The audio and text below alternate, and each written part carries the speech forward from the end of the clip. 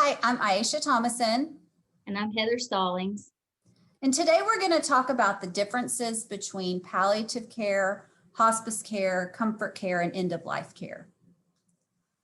So we did not put out a weekly video last week due to the death of Heather's grandmother.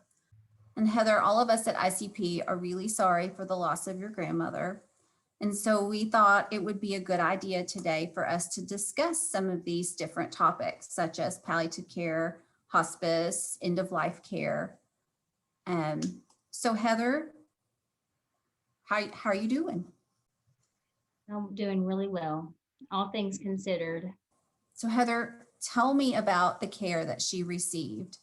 And then, as an NP, you have some personal insight on this because you are a long-term care provider and you deal with patients like your grandmother on a daily basis. My grandma actually looked to me along with my family because I am a medical provider and because I work in long-term care to help in this process.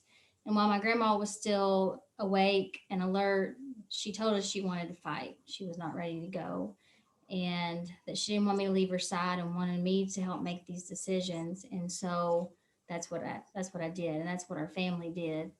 And so when it comes to making those decisions of, palliative care was not an option because this was a sudden thing for her. She got sick and got in the hospital, and she was otherwise healthy before that. What I think people get confused about, though, is palliative care and comfort care and hospice and they use it all in the same terminology.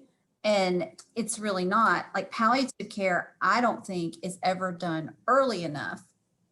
People can have serious, complex diseases.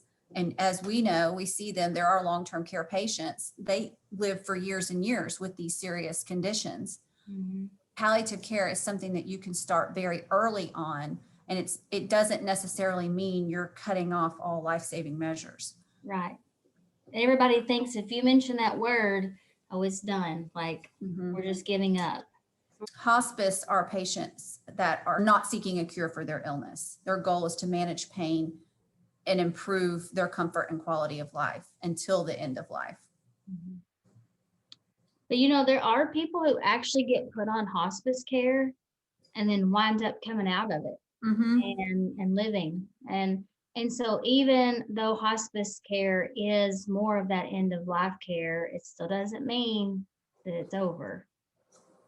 Hospice was not an option for our family because my grandma wanted to fight. And so that was what we continued to do until the bitter end.